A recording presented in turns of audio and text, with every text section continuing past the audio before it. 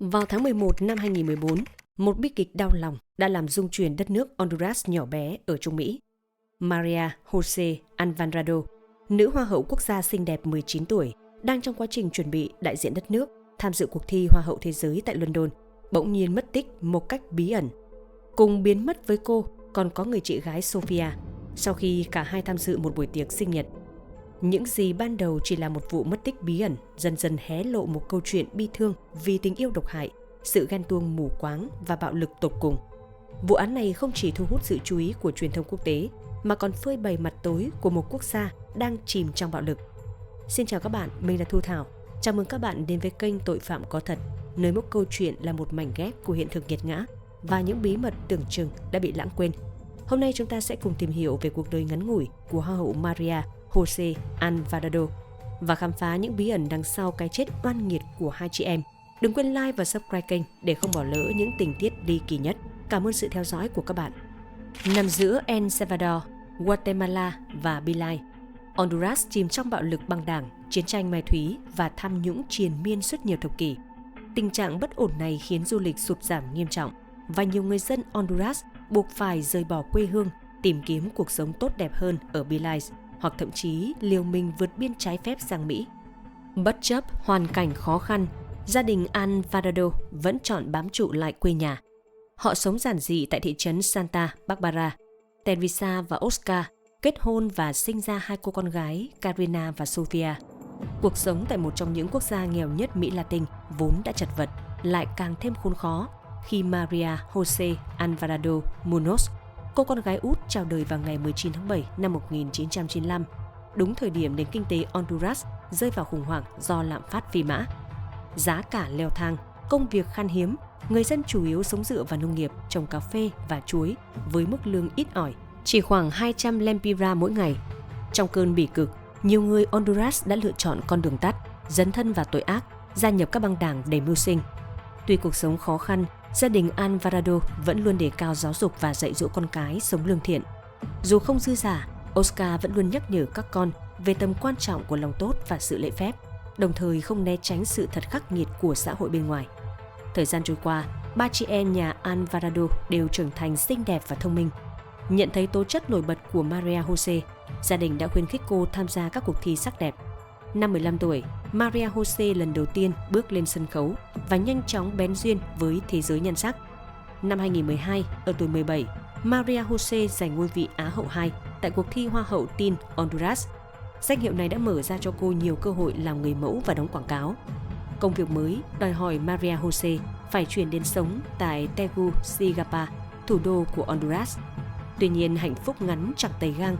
Oscar, trụ cột của gia đình Alvarado, được chẩn đoán mắc bệnh ung thư. Suốt nhiều tháng trời, Maria Jose cùng gia đình sát cánh bên nhau, hy vọng vào một phép màu. Nhưng rồi 6 tháng sau, Oscar qua đời, để lại nỗi đau khôn nguôi cho Teresa và các con. Teresa suy sụp tinh thần, rơi vào trầm cảm. Sự mất mát to lớn cũng ảnh hưởng đến Karina và Sofia, khiến tính cách của hai chị gái Maria Jose thay đổi. Giữa những biến cố cuộc đời, sân khấu sắc đẹp trở thành nơi Maria Jose tìm thấy niềm an ủi và quên đi những muộn phiền. Năm 19 tuổi, Maria Jose quyết định chinh phục ngôi vị cao nhất tại cuộc thi Hoa hậu Honduras. Dù là một trong những thí sinh trẻ tuổi, Maria Jose vẫn tỏa sáng với sự tự tin và bản lĩnh. Cô tự tin sải bước trong trang phục dạ hội, áo tắm và thể hiện tài năng ấn tượng. Trong phần thi ứng xử, Maria Jose chinh phục ban giám khảo bằng những câu trả lời thông minh và sắc sảo. Sau gần 3 giờ tranh tài căng thẳng, Maria Jose đã làm nên kỳ tích, vượt qua 18 thí sinh khác để đăng quang Hoa hậu Honduras 2014. Chiến thắng này đã mở ra một chương mới trong cuộc đời Maria Jose. Cô trở thành gương mặt quen thuộc trên các phương tiện truyền thông, nhận được vô số lời mời làm người mẫu, đóng quảng cáo và có thể tự chủ tài chính, hỗ trợ gia đình. Cô còn tham gia chương trình truyền hình thực tế nổi tiếng El Show XO da Dinero. Thành công của Maria Jose không chỉ mang lại niềm tự hào cho gia đình mà còn giúp mẹ cô vượt qua nỗi đau mất chồng. Những người thân thiết với Maria Jose đều khẳng định rằng dù đạt được danh tiếng, cô vẫn giữ được đức tính khiêm nhường và lòng nhân ái. Salvador Nasrallah, giám đốc chương trình XO da Dinero mà Maria Jose từng tham gia, mô tả cô là một người trầm tính, trung thực và luôn tránh xa những rắc rối. Bạn bè cũng nhận xét Maria Jose là một cô gái thông minh, hoạt bát và tràn đầy nhiệt huyết. Bà Teresa Munoz, mẹ của Maria Jose, chia sẻ rằng từ thuở nhỏ, con gái bà đã rất yêu thích các cuộc thi hoa hậu. Cả gia đình gồm bà Teresa và 3 cô con gái thường xuyên theo dõi các chương trình này trên truyền hình. Maria Jose từng thổ lộ với mẹ rằng một ngày nào đó con sẽ trở thành Hoa hậu Honduras. Ước mơ ấy đã thành hiện thực, và với danh hiệu Hoa hậu Honduras, Maria Jose đã giành được tấm vé đại diện cho đất nước tham dự vòng chung kết Hoa hậu Thế giới tại Anh vào tháng 12 năm 2014. Trước đó, Hoa hậu Maria Jose dự định dành vài ngày ở Santa Barbara, sau đó gặp nhà thiết kế trang phục vào ngày 16 tháng 11 để chuẩn bị cho cuộc thi quan trọng sắp tới. Trên trang web chính thức của Miss World, Maria Jose được giới thiệu là một cô gái yêu thích bóng đá, bóng chuyền và có khát khao trở thành một nhà ngoại giao để quảng bá hình ảnh tốt đẹp về văn hóa và con người Honduras đến bạn bè quốc tế. Thế nhưng bi kịch đã ập đến, cướp đi sinh mạng của cô gái trẻ, khiến giấc mơ mang vinh quang về cho quê hương của Maria Jose mãi mãi dang dở. Ngày 14 tháng 11, nỗi lo lắng bao trùm lấy bà Teresa khi cả Sofia và Maria Jose đều không trở về nhà như thường lệ. Bà cố gắng gọi điện cho Sofia nhưng không liên lạc được vì điện thoại của cô vẫn ở trong phòng. Liên lạc với trường học của Maria Jose, bà Teresa càng thêm hoảng loạn khi biết con gái không hề đến dự kỳ thi. Sau khi xác nhận không ai nhìn thấy Maria Jose, bà Teresa quyết định đến đồn cảnh sát trình báo về sự mất tích bí ẩn của hai con. Ban đầu, cảnh sát nghi ngờ đây là một vụ bắt cóc, nhưng giả thuyết này nhanh chóng bị loại bỏ vì không hề có bất kỳ yêu cầu tiền chuộc nào. Dù lực lượng cảnh sát Honduras thường không được đánh giá cao, nhưng do tính chất nghiêm trọng của vụ việc và danh tiếng của Maria Jose, một đội đặc nhiệm đã được thành lập để tập trung điều tra. Hơn một tuần trôi qua trong vô vọng, cuối cùng cảnh sát đã bắt giữ Plutarco Antonio Ruiz, một nghi phạm có liên quan đến sự mất tích của hai chị em. Dư luận Honduras bàng hoàng và đặt ra câu hỏi lớn: tại sao lại có kẻ muốn hãm hại hai cô gái trẻ xinh đẹp và tài năng này? Trong khi dư luận Honduras còn đang hoang mang tìm kiếm câu trả lời, bà Teresa, mẹ của Maria Jose, đã linh cảm thấy điều chẳng lành về Antonio. Để hiểu rõ hơn về diễn biến vụ án, chúng ta cần quay lại và xem xét mối quan hệ giữa hai chị em Maria Jose và Sofia. Dù cách nhau 5 tuổi, Sofia luôn hết lòng ủng hộ sự nghiệp của em gái và tình cảm giữa họ vô cùng khăng khít. Tuy nhiên, trái ngược với cuộc sống có phần êm đềm của Maria Jose, Sofia lại trải qua nhiều bất hạnh. Ở tuổi 23, dường như bi kịch luôn đeo bám cô gái trẻ. Sau khi mất cha vào năm 2012, Sofia quá đau buồn nên đã chuyển đến sống cùng bạn trai. Nhưng chỉ một năm sau, vào năm 2013, bạn trai cô lại bị sát hại dã man. Mất đi hai người thân yêu liên tiếp trong thời gian ngắn đã khiến Sofia suy sụp hoàn toàn. Sau một thời gian dài chìm trong đau khổ, Sofia bỗng nhiên vui vẻ trở lại, khiến gia đình không khỏi ngạc nhiên. Khi được hỏi, Sofia chia sẻ niềm hạnh phúc mới của cô từ Plutarco Antonio Ruiz, người bạn trai mới quen. Hai người gặp nhau tại trường học nơi Sofia làm gia sư cho những học viên lớn tuổi muốn lấy bằng tốt nghiệp trung học. Dù Antonio hơn Sofia gần 10 tuổi, cô vẫn say đắm anh ta bởi vẻ ngoài lịch thiệp và sự quan tâm chu đáo. Họ bắt đầu hẹn hò, thường xuyên lui tới những nhà hàng sang trọng, và Sofia luôn nhận được những món quà xa xỉ từ Antonio. Sofia tin rằng Antonio chính là định mệnh của đời mình và cô đã đưa anh ta về ra mắt gia đình. Thế nhưng bà Teresa lại không hề ủng hộ mối quan hệ này. Trong một cuộc phỏng vấn, bà bày tỏ sự bất an và linh cảm không tốt về Antonio. Như đã đề cập, Antonio, 34 tuổi, thậm chí còn chưa tốt nghiệp trung học. Việc Sofia thường xuyên nhận được những món quà đắt tiền từ anh ta khiến bà Teresa nghi ngờ và quyết tâm tìm hiểu về công việc của Antonio. Mặc dù bà Teresa gặng hỏi nhiều lần, Sofia vẫn luôn lảng tránh, nói rằng công việc của Antonio rất phức tạp và không thể tiết lộ. Không bằng lòng với câu trả lời mập mờ, bà Teresa âm thầm điều tra và phát hiện ra sự thật kinh hoàng. Linh cảm của bà đã đúng. Hắn ta là thành viên của một băng đảng mai thúy. Bà Teresa vội vàng cảnh báo Sofia về thân phận thật sự của Antonio, nhưng Sofia lại cho rằng mẹ mình đang cố tình phá hoại tình yêu của cô. Cô phớt lờ lời khuyên của mẹ và tiếp tục mối quan hệ với Antonio. Tuy nhiên, sự thật không thể che giấu mãi mãi. Càng gắn bó, Sofia càng nhận ra bản chất thật của Antonio, một kẻ ích kỷ, chiếm hữu và có xu hướng bạo lực khi không được chiều theo ý muốn. Ghen tuông mù quáng, Antonio thậm chí còn cấm Sofia giao tiếp với bất kỳ đồng nghiệp nam nào. Mặc dù nhiều lần muốn chấm dứt mối quan hệ độc hại này, Sofia vẫn cứ dây dưa quay lại với Antonio. Hắn ta tận dụng sự yếu đuối của Sofia để thao túng. lăng mạ và hành hạ cô cả về thể xác lẫn tinh thần. Dần dần Sofia bị cô lập và tin vào lời nói dối của Antonio rằng không ai khác trên đời này có thể yêu thương cô.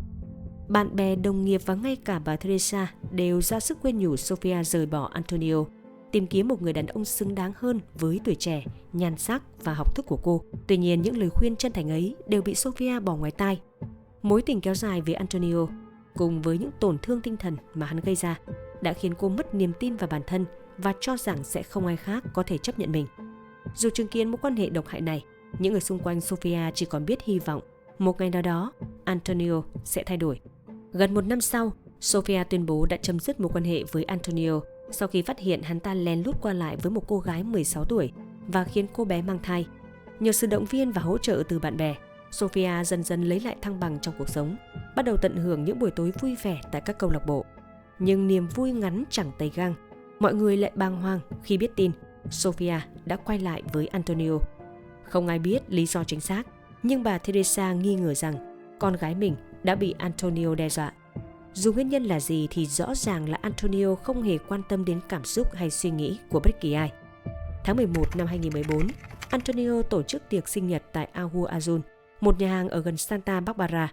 Bữa tiệc có đông người tham dự, trong đó có Sofia, được tài xế riêng của Antonio đưa đến. Theo lời khai của Antonio, Sofia đến nhà hàng vào ngày 14 tháng 11 nhưng đã rời đi vào khoảng 7 giờ tối. Vì đây là địa điểm cuối cùng Sofia được nhìn thấy, cảnh sát đã tiến hành điều tra tại nhà hàng. Tuy nhiên, chủ nhà hàng và vợ anh ta đã ngăn cản cảnh sát vào bên trong. Sau đó họ bị triệu tập đến đồn cảnh sát để thẩm vấn, nhưng cả hai đều phủ nhận mọi liên quan đến việc mất tích của Sofia. Bước ngoặt của vụ án xảy ra khi một nhân chứng khai rằng đã nghe thấy tiếng súng nổ vào tối ngày 14 tháng 11, nhưng không để ý vì đó là chuyện thường xuyên xảy ra ở Honduras. Với lời khai này, cảnh sát đã xin được lệnh khám xét nhà hàng và phát hiện vết đạn trên sàn. Đội pháp y sử dụng luminol và phát hiện ra một lượng máu lớn đã bị tẩy xóa bằng hóa chất. Trước bằng chứng không thể chối cãi, chủ nhà hàng buộc phải khai nhận. Lo sợ bị kết tội đồng lõa, họ đã thỏa thuận với công tố viên nhận tội để được giảm án. Lời khai của họ đã vén màn sự thật kinh hoàng. Chính Antonio đã ra tay sát hại cả hai chị em ngay tại nhà hàng, nhưng họ không biết thi thể đã bị giấu ở đâu. Ngay lập tức, cảnh sát đã bắt giữ Antonio và vệ sĩ riêng của hắn. Ban đầu người vệ sĩ một mực phủ nhận, nhưng cuối cùng đã phải cúi đầu nhận tội trước những lời khai của Antonio. Theo lời khai của Antonio, hắn muốn bữa tiệc sinh nhật của mình trở nên thật đặc biệt, nên đã nhờ Sofia mời em gái Maria Jose đến tham dự. Ban đầu Maria Jose từ chối vì lịch trình bận rộn. Cô không muốn tham gia bữa tiệc, không có thiện cảm với Antonio, và quan trọng hơn là cô cần tập trung chuẩn bị cho cuộc thi Hoa hậu Thế giới sắp tới ở London, cũng như kỳ thi tốt nghiệp đại học. Tuy nhiên, trước sự nài nỉ của chị gái, Maria Jose đã đồng ý đi cùng, với điều kiện họ sẽ không ở lại quá lâu. Trong quá trình thẩm vấn, Antonio khai rằng hắn đã uống rất nhiều rượu trong bữa tiệc. Khi thấy Sofia khiêu vũ với một người đàn ông khác, cơn ghen tuông trong hắn bùng nổ. Cần phải hiểu rằng, trong văn hóa Mỹ Latin, khiêu vũ là một phần không thể thiếu trong các dịp lễ hội. Tuy nhiên, Antonio đã hiểu sai hành động hoàn toàn bình thường của Sofia. Hắn ta khai rằng Sofia đã cố gắng xoa dịu hắn, giải thích rằng giữa cô và người đàn ông kia không có bất kỳ quan hệ tình cảm nào và cầu xin hắn đừng phá hỏng bữa tiệc. Bất chấp lời giải thích của Sofia, Antonio vẫn không kiềm chế được cơn giận. Để tránh gây thêm rắc rối, Sofia quyết định rời khỏi bữa tiệc. Nhưng khi cô quay lưng bước đi thì các nhân chứng đã chứng kiến một cảnh tượng kinh hoàng. Antonio rút súng và bắn liên tiếp 8 phát vào lưng Sofia. Chứng kiến cảnh tượng kinh hoàng, Maria Jose lao tới cứu chị gái trong tuyệt vọng. Nhưng tất cả đã quá muộn. Sofia đã trút hơi thở cuối cùng ngay tại hiện trường. Lời khai của các nhân chứng sau đó đã vẽ nên một bức tranh đầy ám ảnh. Antonio, sau khi sát hại Sofia, đã chĩa thẳng họng súng về phía Maria Jose đang gào khóc thảm thiết và lạnh lùng bóp cò, nã liên tiếp 16 phát đạn.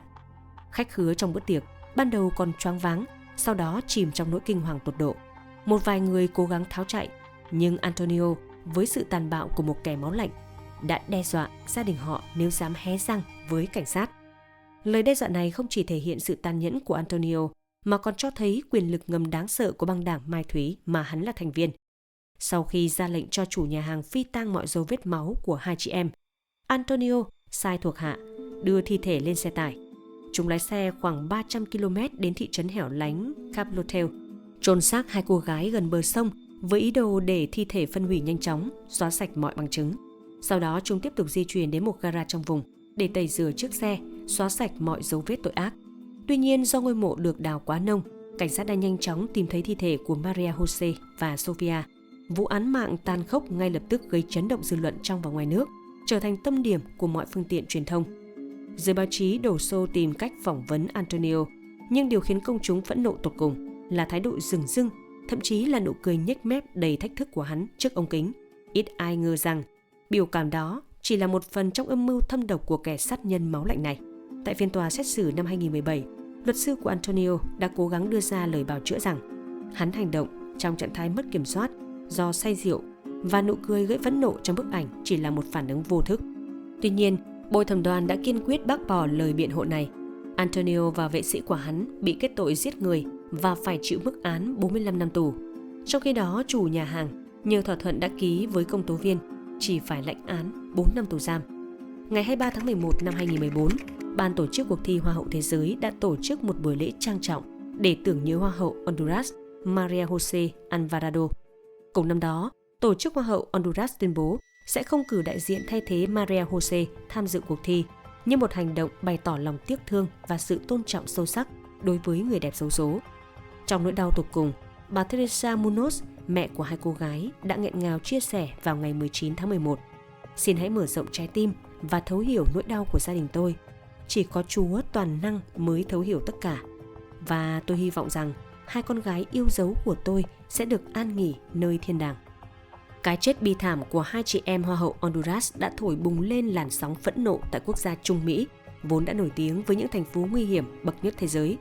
Theo báo cáo của Liên Hợp Quốc, Honduras có tỷ lệ án mạng đáng báo động, với khoảng 90 vụ án mạng trên 100.000 dân. Trung bình mỗi ngày có 3 vụ được trình báo.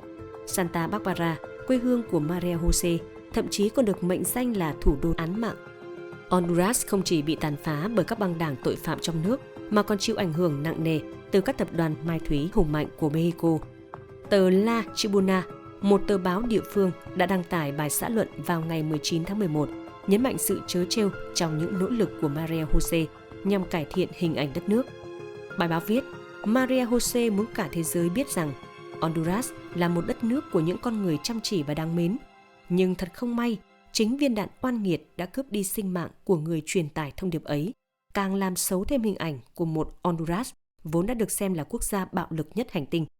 Câu chuyện của Maria Jose và Sofia đã khép lại, nhưng những dư âm của nó vẫn còn vang vọng.